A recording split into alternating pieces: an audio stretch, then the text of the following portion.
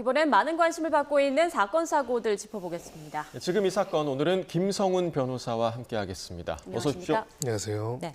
자, 공천 개입 의혹의 핵심 인물 명태균 씨와 김영선 전 의원이 오늘 구속 기소될 전망인데 수사 의뢰된 지 1년여 만이라고요? 네, 그렇습니다. 경남 선관위에서 수사를 의뢰한 지 상당히 많은 시간이 지났고요. 그 사이에 굉장히 이 의혹은 더 커졌습니다. 그 상황에서 가장 핵심적으로 첫 번째로 이 사건이 촉발됐던 김영선 전 의원과 명태균 씨에 대한 이제 구속 기소가 앞두고 있다고 하고요.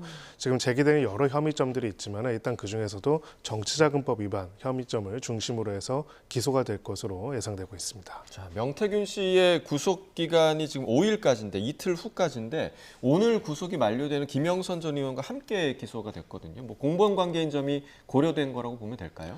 네, 그렇습니다. 공범이라고 한다면 범죄 사실이 공통되는 내용들이 있을 거기 때문에 기소라는 거는 이미 이 사람의 범죄 사실이 무엇인지가 정리되고 형사를 소추할 수 있는 준비가 되어 있다는 것이거든요. 그렇기 때문에 기본적으로는 그 부분, 즉 공동 정범으로서 역할을 해서 범죄 사실이 공통되는 부분에 있어가지고는 기소 시기를 같이 해가지고 기소할 가능성이 높습니다. 예. 네, 앞서 말씀 주신 것처럼 명태균 씨 관련 의혹이 거의 매일 쏟아질 정도로 많고 좀 복잡한데요. 큰 틀에서 우선 정리를 좀 해볼까요?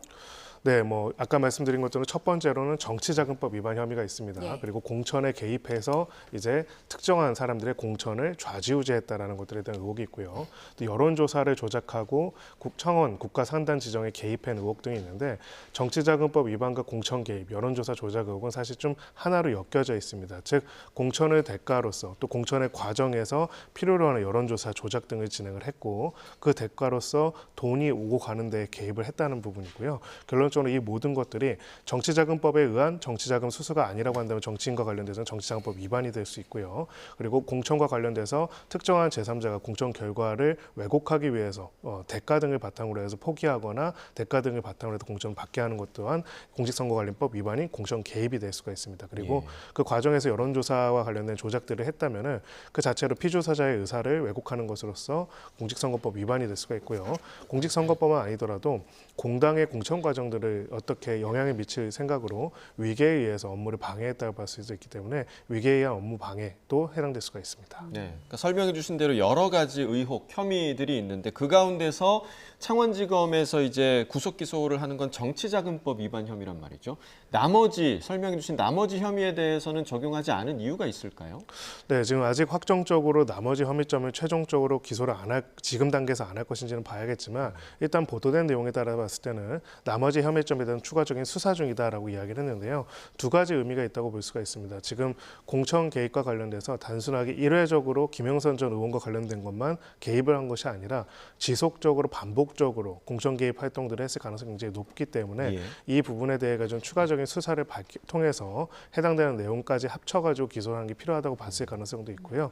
아무래도 기소가 되고 재판으로 넘어간 다음에는 사실은 수사의 과정은 원칙적으로는 끝나고 이제 공소 유지의 과정이 되기 때문에 그 부분에 있어가지고는 추가적인 수사를 더 진행하는 것으로 볼 수 있습니다. 네, 그런데 이 명태균 씨 관련 의혹을 제보한 강혜경 씨는 기소되지 이제 않는다고 하더라고요. 그 이유는 뭔가요?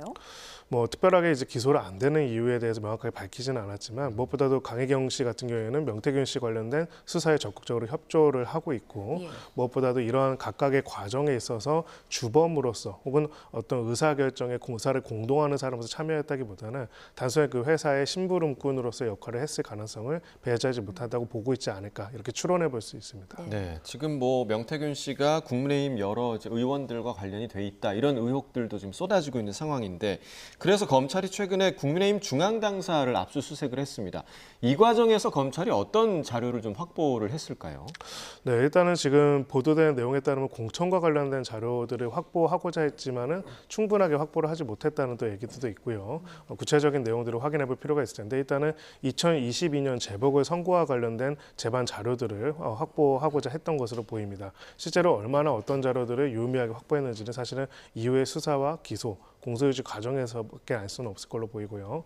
그런데 지금 특히나 이제 두 가지가 있는데요. 당무감사 자료가 있고 공천 자료와 관련된 게 있는데 당무감사라는 거는 당에서 스스로 우리 당에서 이루어진 공적인 활동에 대해서 감사를 벌여가지고 조사한 자료라고 한다면은 공천 자료는 소위 말하는 로우 데이터라고 볼 수도 있습니다. 어찌 보면 당무감사가 벌어진 근간이 된 기초적인 내용들, 공천이 어떻게 논의되고 어떤 근거로 이루어졌고 어떤 의사결정과 자료들이 쓰여졌는지에 대한 부분인데요. 지금 말한 이 당 관계자의 이름에 따르면은 사실상 공천 자료들은 없다. 라고 이야기를 한다면은 현실적으로는 수사에 있어서 굉장히 중요하다고 할 수 있는 원천 자료라고 할 수 있는 공천 자료의 확보가 실패하지 않았나 이렇게 볼 수도 있습니다. 그렇군요. 자, 어제 민주당은 명태균 씨가 실제 운영했다는 의혹을 받고 있는 미래한국연구소 그리고 여론조사 업체인 피플네트웍스 사이에 채무이행 각서를 공개했는데 이 각서에 어떤 내용이 담겨 있고 또 법적으로는 어떤 의미가 있는 건가요? 네, 이 각서는 사실은 좀 일반적으로 법률적으로 정합적이고 잘 정돈된 각서는 아닙니다. 예. 다만 몇 가지 추론해 볼 수 있는 부분이 있습니다. 첫 번째로 이제 구체적으로 미래한국연구소 측에서 특정한 비용을 지급하기로 하는 채무가 있었고 해당되는 채무가 아직까지 지급되지 않았다는 것. 그리고 당시에 이 해당되는 채무의 변제 방법과 관련돼서 윤석열 대통령 후보의 부인인 김건희 여사로부터 돈을 받아서 지급하겠다는 약속을 한 사실이 있다라는 거. 그리고 그 부분이 이 작성일인 2022년 7월 31일 현재까지도 그 부분들이 이행이 안 되어 있고 만약에 그것을 끝까지 이행을 안 할 경우에는 여기에 대한 법적 책임을 지겠다는 내용들이 담겨 있습니다. 예, 그런데 저기 제일 아래에 보시면 노란 부분을 보시면 작성일을 기준으로 김 여사 관련 미래한국연구소가 언급한 내용은 허위다. 이런 내용이 지금 명시돼 있는데 이거를 어떻게 좀 해석을 해야 됩니까? 네, 그래서 이 내용들을 봤을 때는 저도 처음에 이제 저 부분만 따로 떼가지고 그 예. 뉴스에 나왔을 때는 무슨 의미인지 좀 왜냐면 앞에 있는 내용과 모순이 되지 않습니까? 예. 앞에는 김건희 여사로부터 돈을 받아가지고 변제하겠다는 내용이 있다고 하는데 아래에는 또 현재 기준으로 허위라는 얘기가 있는데요. 원본 그 관련돼서 저 촬영되고 공개된 본을 한번 다시 보니까 취지가 조금 이해가 되는 부분들이 있습니다. 예. 결론적으로는 이 각서라고 쓰여져 있지만은 현실적으로는 이런 형태의 각서가 쓰여지는 경우에는 두 당사자 간에 분쟁을 벌이다가 오케이 그러면은 너가 이렇게 각서를 써주면 우리가 채무를 조금 유예해 줄게라고 하는 경우들이 있어요. 그러면 당신이 그렇게 이야기하고 그동안 했던 것들을 여기다 다 써봐. 라고 하는 것들을 쓰고 그래서 실제로 이제 미래한국연구소 쪽에서 자신들이 특별한 관계가 있어가지고 윤석열 대통령 후보와 또 김건희 여사로부터 돈을 받을 게 있으니까 그 돈으로 나중에 이거 변제해 줄 거라고 이야기를 하면서 우리한테 밀어달라고 했다라는 사실 그거를 기재를 하고요. 그리고 앞으로 이걸 꼭 이 돈을 갚겠다는 사실도 기재를 하되 결국은 2022년 7월 31일 기준으로 31일 기준으로 봤을 때는 현재까지 봤을 때는 그러한 객관적인 부분들이 자기들이 봤을 때는 믿을 수가 없다. 그래서 이 부분에 있어가지고는 현재까지 객관적으로 확인되지 않았다라는 내용을 기재한 것으로 보이고 마지막에 보면은 만약에 미수금 변제가 안 될 경우 피플은 미래한국에 대해 사기 혐의로 고발하겠다고 통보함이라는 내용이 들어가 있습니다. 예. 이게 무슨 말이냐면 하면은 한마디로 만약에 변제할 의사가 능력이 없음에도 불구하고 돈을 빌렸거나 변제 의사가 능력이 있는 것처럼 허위로 사람을 기망한 경우에 사기죄로 처벌받을 수 있습니다. 예. 즉 원래 이 사람들이 미래한국연구소 쪽에서 돈의 변제를 미뤄달라고 했을 때 구체적으로 무슨 언급을 했는지 여기다 기재를 해놓고요. 그런데 보니까 아직까지도 그게 이행되지 않는 거 보니까 이거는 허위로 우리를 사기 범행으로 편취한 게 아니냐. 그럼에도 불구하고 이거를 연말까지 제대로 갚지 않는다면은 이거는 완전히 사기가 맞으니까 그걸 고발하겠다. 그래도 이견 없다라는 거를 사인해라. 이렇게 하는 것이 당시의 배경이 아닌가 추론해 볼 수는 있을 것 같습니다. 예. 다만 이제 구체적인 작성 경위와 관련돼 가지고는 이게 아주 법률적으로 정치하게 되어 있는 건 아니다 보니까 각 당사자들 또한 진술들을 확보할 필요가 있습니다. 예. 네, 법적으로 조금 더 따져봐야 하는 부분이 있다라는 말씀이신데 그 황금폰으로 불리는 명태균 씨 휴대전화에도 지금 큰 관심이 쏠리고 있습니다. 뭐 처남을 통해서 버렸다, 아버지 묘소에 묻어뒀는데 뭐 태워버리겠다 이런 얘기로 계속 바뀌었거든요. 그런데 어제 그 명 씨의 법률 대리인이 휴대전화와 관련해서 발언을 했더라고요. 어떤 발언이죠? 네, 뭐 사실 그 발언도 또 이상한데 이 각서만큼이나 이상한데요. 예. 결론적으로는 지금 휴대전화를 가지고 있다면 검찰이 아닌 국민 앞에 언론을 통해 제출하거나 재판부 또는 정권 획득을 노리는 민주당에 제출할 수도 있다. 이게 뭐 사실 정치인들 간의 정치적 발언이 아니라 변호인이 얘기했다고 하면 좀 이해가 되지 않는 내용이죠. 아주 뭐랄까요. 두드러지게 노골적으로 얘기하자면은 한마디로 휴대전화를 우리가 가지고 있을 수도 있으니 만약에 우리한테 더 우리를 공지로 몰게 되면은 그 내용들을 폭로함으로써 지금 여권에 더 정치적으로 타격을 줄 수도 있을 것이다. 일종의 협박으로 이라고 봐도 저는 되는 보입니다. 예. 예, 그래서 사실은 뭐 지금 그 범죄 혐의점이 저렇게 나와가지고 구속 기소를 앞둔 상태에서의 피의자의 대리인이 할 말은 아니라고 생각이 들고요. 그만큼 이제 이 사건이 가지고 있는 정치적 파급력이 워낙 크다 보니까 그 과정에 있어서의 어떻게 보면 핵심적인 증거물이라고 할 수 있는 부분들에 대해 가지고 어찌 보면은 전략적 모호성, 즉 없다라고 했다가 있다라고 했다가 만약 있다면은 당신들을 가만두지 않겠다라는 예. 그런 식으로 압박을 하고 있다라고 볼 수 있습니다. 자, 전략적 모호성이라고 설명을 해주셨는데 만약에 검찰이 그 핵심 증거라고 불리는 황금폰을 확보하지 못하고 명 씨를 재판에 넘긴다면 그렇게 되면 뭐 진술에 의존할 수밖에 없는 상황이 되는 거 아닙니까? 네, 객관적인 물증의 제한이 있다 보니까 결국은 이 부분들을 입증하기 되게 어려울 것이고요. 예. 지금까지 명태균 씨 관련된 의혹들을 보면은 관련 있는 인물, 관련 있는 무언가들이 나올 때마다 처음에는 강하게 다들 부인하고 그런 게 전혀 없다고 했다가 이런저런 이슈들과 이런저런 내용들로 하나씩 뭔가 증거들이 나오는 것들에 대해서 네. 반복되지 않습니까? 결론적으로는 이번 수사 과정에서도 가장 핵심적인 명태균 씨의 주요 통신 자료들과 내용들이 포함되어 있는 것들의 확보를 이렇게 어찌 보면은 좀 심하게 말하면 명태균 씨가 검찰과 사법당국을 조롱하고 있는 거거든요. 예, 한마디로 가지고 있더라도 기본적인 수사 단계에서는 제출하지 않고 다른 방식으로 하겠다. 즉 건들지 말아라라고 하는데 사실 법적인 집행 작용 자체에 대해서 이렇게까지 얘기할 수 있는 경우는 저는 그동안은 본 적이 없는 것 같습니다. 예. 예, 그런 부분에 있어가지고는 뭐 검찰이 공적인 기관으로서 객관적인 실체적 진실을 밝히고자 하는 의지와 명예가 있다고 한다면은 반드시 확보해가지고 증거를 찾아서 관련된 내용에서는 필요한 부분들은 다 기소를 해야 하는 것이겠죠. 네.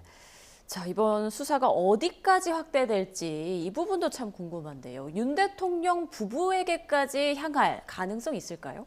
그럴 가능성은 당연히 있다라고 생각을 합니다. 뭐 어쨌든 간에 명태균 씨가 사방에서 이제 그 윤석열 대통령 부부와의 친분 또는 관계 등을 과시하면서 공천 등에 개입했던 것들은 사실로 보이고요. 결국은 이제 그 과정에 있어가지고 공천과 인사 등에 있어가지고 명태균 씨가 어느까지를 개입을 했고 그 과정에서 묵인, 방조, 동조 등이 있었는지 그리고 특히나 이제 여론조사 비용과 관련돼 가지고 구체적으로 사비로서 이제 여론조사 비용을 했을지는 모르겠지만은 만약에 비용 자체를 안 내고 무료로 이제 여론조사 비용을 대납받았거나 이렇게 된다면 이거는 정치자금법 위반 혐의점이 있을 수가 있기 때문에 이런 부분에 대해서는 전반적으로 확인들이 필요하지 않을까 싶습니다. 네.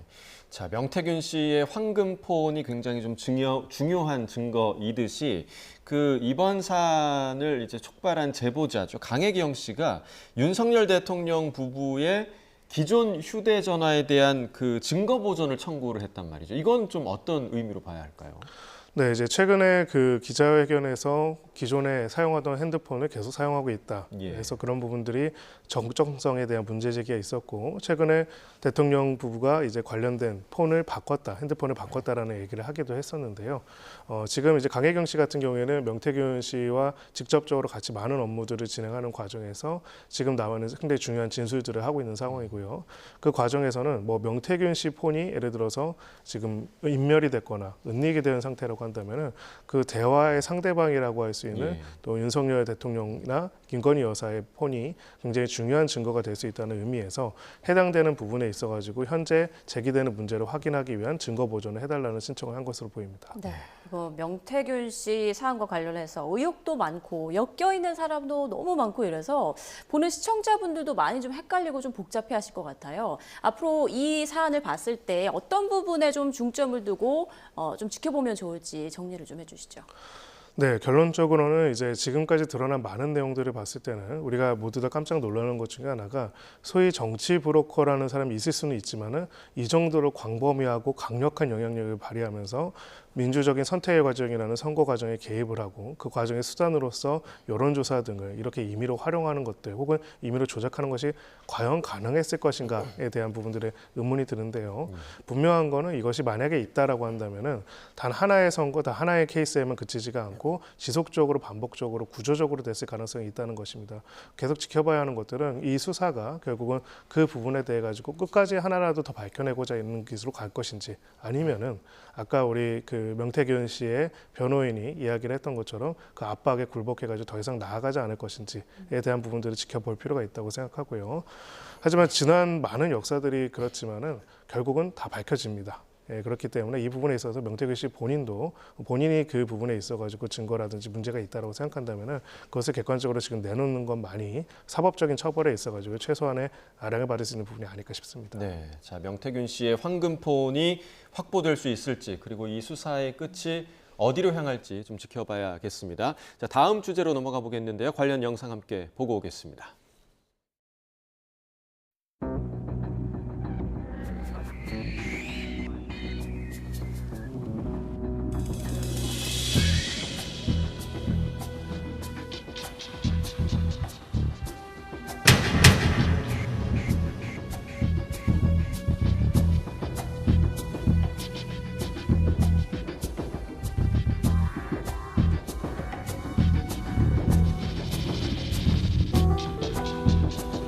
누가 엄마 집 이사 간 데가 언제예요?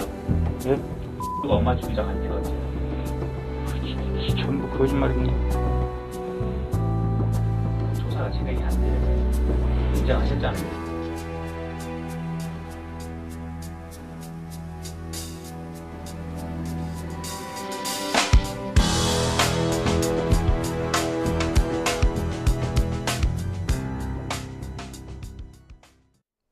자, 꽤 오래 지난 사건이죠. 15년 전에 순천의 한 마을에서 발생한 사건인데 이른바 청산가리 막걸리 살인 사건의 범인으로 지목된 부녀가 재심을 받게 됐다고요. 어떤 사건이었나요? 당시에도 굉장히 화제가 됐던 사건인데요. 아까 나와 있던 것처럼 막걸리에 청산가리 같은 이제 유독 물질이 있었고 그거를 나눠 마신 주민 2명이 사망한 그런 사건이었습니다. 결국은 이거를 누가 계획하고 누가 이런 행동을 벌였는지 수사가 접혀져 왔는데 지금 방송에 나왔던 것처럼 기본적으로 부녀지간인 두 사람이 공범으로서 공모해가지고 이제 부녀라고 하니까 피해자 중에 한 명이 있는데요. 피해자가 이제 부인, 한 사람에 드는 어머니를 살해하고자 공모해가지고 그 독극물을 주입해가지고 결국은 이렇게 살인 범죄를 계획적으로 범한 것이다라는 게 당시의 수사 결과 발표였고요. 거기에 따라 두 사람에 대한 기소, 살인죄 기소가 있었고 최종적으로는 대법원에서 확정 판결까지 난 그런 사건이라고 할 수 있습니다. 네, 말씀해 주신 대로 1심에서는 무죄가 나왔지만 2심에서는 유죄, 그리고 대법원에서 이제 유죄가 확정이 됐는데 그럼에도 불구하고 계속 이번 의혹에 대한 꾸준한 그 의혹이 계속 제기됐잖아요. 그렇습니다. 사실 뭐 당시 굉장히 아까도 검찰이 발표한 내용도 나와있지만 좀 내용 자체도 굉장히 좀 엽기적이고 충격적인 내용이어가지고 많은 논란들이 있었는데 그 과정에서 적절하게 변호인의 조력을 받거나 적절한 수사가 있었는지에 대해서는 문제 제기가 있었습니다. 그리고 이 부분에 대해 가지고 결론적으로는 재심을 할 필요가 있다라는 점에 대해 가지고 계속적으로 호소를 해왔었고요. 재심 전문 변호사님으로 유명한 분이시죠. 박준영 변호사가 관련돼서 재심 청구를 대리를 하고 올해 1월 이제 재심 결정이 이루어졌습니다. 어찌 보면은 굉장히 좀 이례적인 부분은 재심 결정과 관련돼 가지고 광주고법의 결정이 굉장히 그 이례적인 부분이 있는데요. 단순하게 이거는 다시 다투어 볼 정도가 필요한 어느 내용이 있기 때문에 부득이 매우 예외적인 재심이라는 걸 한다는 수준이 아니라 당시의 검찰의 수사 그리고 수사권의 남용에 대한 굉장히 강력한 비판이 담겨져 있습니다. 이거는 그 수사 권력을 남용해서 굉장히 심각한 인권 침해를 벌이는, 즉 굳이 말하자면은 거의 검사가 생각을 주입해서 유도신문하는 등 위법하게 수사권에 남용해가지고 정당성이 의심되는 수준을 넘어서 판결을 그대로 유지할 수 없을 정도로 새롭게 발견된 증거와 진술의 모순 등을 고려해봤을 때는 반드시 재심이 필요한 사안이다라고 봤고요. 사실상 이 과정에서의 이런 기소와 수사 과정 전반이 거의 범죄에 가까운 게 아니냐라는 재판부의 판장을 보여줬다고 볼 수도 있습니다. 네, 자 방금 언급해 주셨던 이제 재심 전문 변호사죠. 박준영 변호사가 저희 YTN과 인터뷰를 했던 내용이 있는데요. 잠시 듣고 오겠습니다. 검사가 그 당시 제출하지 않은 무죄 증거들이 상당히 많았습니다. 근데 그 중에서 저희가 주목하는 무죄 증거는 예. 한 수백 페이지 분량. 맞습니다. 제출됐으면 그 당시 무죄 나왔을 겁니다, 이 사건. 그래서 네, 이 사건은 문제가 잘못된 수사 기법이 다 동원됐습니다. 강압, 해유, 기망. 어떤 단어로 설명하는 게 적절한지 모르겠어요. 예. 너무 교활하고 비열합니다. 네, 상당히 좀 강한 어조로 좀 비판을 한 박준영 변호사였는데 수백 페이지 분량의 무죄 증거가 있었다. 이 증거가 그러면 재심이 결정되는데 결정적인 좀 역할을 한 것 같아요. 네, 우리가 보통 3심제라고 합니다. 대법원까지 확정 판결이 나온 거를 재심을 해서 하기 위해서는 명확하게 당시 수사 과정에서의 문제가 있거나 새로운 증거로서 무죄 그 결론을 달리할 만한 결정적인 증거가 있어야만 재심이 결정이 됩니다. 실제로 해서 재심을 청구하더라도 재심이 결정되는 경우는 매우 드물다고 볼 수가 있습니다. 예. 그럼에도 불구하고 아까 광주고법의 결정이 굉장히 확신에 찬 어찌 보면은 지난 수사 과정과 기소 과정이 굉장히 잘못됐다는 걸 지적하는 재심 결정이 내려졌다는 면에서 어찌 보면은 당시에 새롭게 발견된 수사 증거 무죄의 증거라는 것이 어찌 보면 단순하게 현재의 과학적인 수준에서 무언가 우연히 발견된 게 아니라 당시 수사 과정에서도 충분히 확인될 수 있었고 심지어 확보되었던 것조차도 임의의 의도를 가지고 제출되지 않거나 활용되지 아니함으로써 억울한 기소가 이루어졌다라는 부분이 지금 재심 청구인 쪽의 강력한 주장이라고 볼 수 있습니다. 네. 지금 분 의원은 각각 무기징역과 징역 20년을 선고받고 복역 중인데 이번 재판도 복역 가운데 수사가 이루어지는 건가요, 재판이? 네, 일단은 지금 보석으로 잠깐 나오지 않는 이상은 이제 그리고 보통 이제 기간이 이렇게 그 복역 기간들에 따라 가지고 보석이 인용될 수 있는 기간들이 다를 수 있는데요. 지금 이제 재심의 경과에 따라서는 일부 보석이 이루어질 수도 있는데 뭐 무기징역 같은 경우는 아직 20년이 안 지났기 때문에 보석이 어려울 수는 있고요. 예. 일단 재판 자체는 그대로 진행될 수는 있어 보입니다. 다만 지금 내용을 봤을 때는 이 사건은 또 면밀하고 객관적인 그 유죄 무죄 여부를 가리는 것도 중요한데 당사자의 인권 침해의 기간이 만약 무죄라고 한다면 굉장히 길기 때문에 이 부분에 있어가지고는 좀 조속하고 빠른 권리 구제도 필요한 사안이라고 볼 수 있습니다. 네, 그러면 이 재판 과정에서 핵심 쟁점이 되는 부분은 어떤 부분이 좀 있을까요? 네, 지금 이 사건과 관련돼서는 오래된 사건이지만 관련된 내용을 봤을 때 가장 중요한 어떻게 보면은 당사자의 유죄 요소가 됐던 거는 당사자의 자백이었습니다. 예. 근데 그 자백이 이루어진 과정이 오염됐다는 점이 지금 재심 청구인의 가장 강력한 주장이고요. 즉 강압이나 회유나 압박 등이 있었고 특히나 이제 딸님 같은 경우에는 이 부분에 있어서 정상적인 생각 판별하거나 의사를 밝히기에 부족한 부분들도 있었을 뿐만 아니라 예. 단순하게 마치 죄수의 딜레마를 이제 이용하듯이 두 사람에게 계속 서로 A가 그렇게 말을 했다, B가 이렇게 얘기를 했다라고 허위의 얘기들을 하면서 인정하도록 강요하고 매우 강압적인 분위기가 있었다는 것들이 또 중요한 요소가 될 거고요. 기존의 증거에 그런 한계점들이 있다는 것이 하나가 있다라고 하면 두 번째로 여기에 배치되는 객관적인 증거들 그리고 그것이 의도적으로 배제됐다는 것들도 굉장히 중요할 겁니다. 가령 이제 지금 뭐 보도에 나온 몇 가지 중에 하나가 첫 번째로는 당시에 해당되는 막걸리가 현장에서는 거의 판매가 안 되는 것이었기 때문에 순천 시내 등에 나가야만 구입할 수 있는 것인데 그 부분들을 구체적으로 어떻게 구입하고 할 수 있는지에 관한 부분들 이런 내용들이 제대로 수사가 안 이루어졌고 현실적으로 그런 적이 없다라는 것들.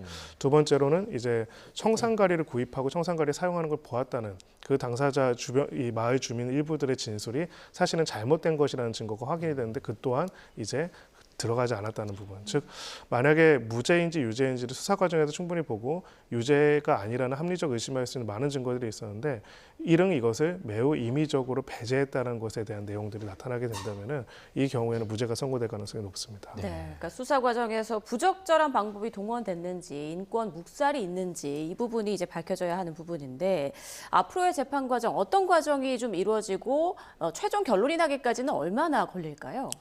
네, 이제 재심이라는 게 참 안타까운 게 실제로 결정이 나서 판결이 나기까지 수년의 또 시간이 걸리게 됩니다. 예, 그런 부분에 있어가지고는 이게 만약 억울한 옥살이라고 한다면 제가 외람되지만 만약이라는 표현을 쓰는 이유는 사실은 재심 또한 재판의 과정이기 때문에 임의로 이제 하나의 결론들을 단정하지 않으려고 하는 겁니다.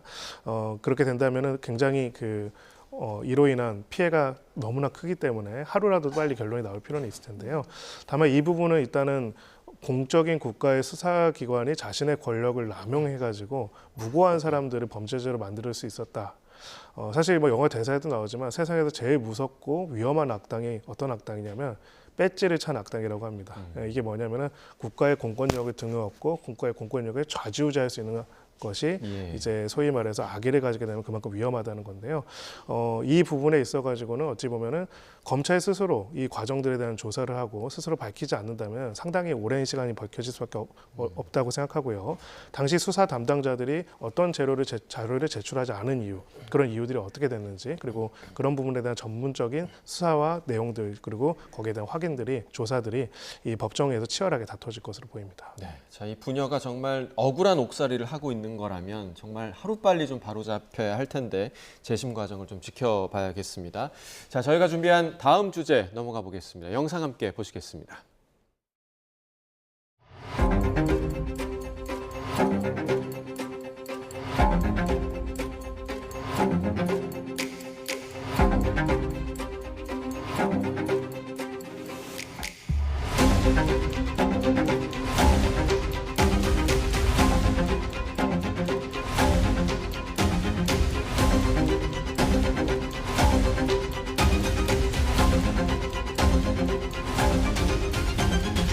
너무너무 무서웠어요.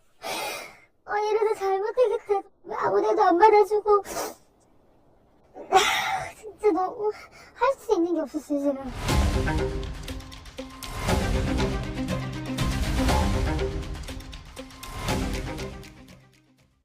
네, 자, YTN 단독 보도로 알려진 다소 가슴 아픈 그런 소식입니다. 모야모야병을 앓다가 쓰러진 학생이 수술이 지연돼서 결국 숨진 일이 있었는데, 자, 일단 이 모야모야병이라는 게 어떤 병인가요? 네, 뭐 의학적인 부분이긴 하지만 일단은 병의 정의 자체는 예. 뇌의 혈관 일부가 이제 좁아져서 이제 관련돼서 그 뇌출혈 등이나 이제 그런 부분들이 일어날 수 있는 위험성이 있는 병이 이제 모야모야병이라고 합니다. 즉 소위 말해서 응급 상황이 발생할 수 있는 기본적인 여지가 있는 그런 상황이라고 할 수가 있고요. 또 이 병을 앓고 있던 학생이 결국은 뇌출혈을 일으켰고, 근데 이렇다고 하더라도 언제나 이제 목숨을 잃는 것이 아니라 빠르게 응급 조치와 수술 등이 이루어진다면은 생명을 구할 수 있는 그런 병이라고 할 수가 있는데, 결론적으로는 지금 뉴스에 나온 것처럼 오랜 시간 수술을 받지 못하다가 결국 목숨을 잃은 안타까운 사례라고 볼 수 있습니다. 예. 네, 그러니까 6시간 만에야 수술을 받을 수 있었다고 하는데 그 시간이 너무 좀 지체된 것 같아서 더 안타까운 것 같아요. 네, 그렇습니다. 지금 뭐 모두가 알고 있지만은 예. 의정 갈등 이후에 계속적으로 응급 의료 상황들이 한계와 어려움들이 있는 상황이죠. 근데 이렇게 이제 응급 중에서 제1의 응급이 뭘까요? 이제 결국 사람의 생명이 왔다 갔다 하는 예. 시간이 굉장히 중요한 부분인데, 이 부분에 있어가지고 이제 뇌출혈이라는 건 굉장히 목숨에 직접적인 연결될 수 있는 그런 문제라고 할 수가 있는데, 결국은 이 상황에서 환자를 구하지 못하고 사망이 일어났다는 점에서 현재 있는 어떤 상황, 응급 의료 체계들이 얼마나 심각한 상황인지를 하나 보여주는 사례라고 볼 수 있습니다. 네, 자, 이제 의정 갈등이 계속해서 좀 길어지고 있는 상황, 뭔가 접점을 찾지 못하는 그런 상황이 계속되고 있는데, 의료계 내부에서도 계속해서 좀 갈등 모습이 좀 보이고 있습니다. 지금 뭐 의료계 커뮤니티에서 의사 한 명이 집단 괴롭힘을 당하고 있다, 이런 소식도 좀 있죠. 네, 그 부분을 이제 호소하는 내용들이 나와 예. 있는데, 내용들을 보니까 이제 해당 의사에 대해서 뭐 본인 자신뿐만 아니라 뭐 부모까지도 심한 욕설이나 조롱들을 하는, 이제 자신이 봤을 때는 실명을 통한 신상 정보 공개라든지 허위 사실을 포함한 명예훼손, 협박, 그리고 온갖 모욕과 욕설을 포함하는 집단적인 린치를 당하고 있다라고 예. 합니다. 우리가 이제 파놉티콘이라는 개념이 있습니다. 원래는 그 그리스 신화에 나오는 여러 개의 눈을 가진 괴물이 파놉티콘인데요. 실제로 제일 무서운 감옥이라는 건 어떤 사람을 놓고 아무도 보이지 않는 10개, 수백 개의 방에서 누군가가 지켜보겠다고 하는 그런 게 무섭다는 거죠. 익명의 대중이 나를 싫어하고 나를 위해하고자 하고 나를 욕하고 있다는 거는 한 개인한테는 감당할 수 없을 만큼의 큰 공포와 위협이 될 수밖에 없습니다. 근데 이런 부분들이 지금 벌어지고 있다는 거고요.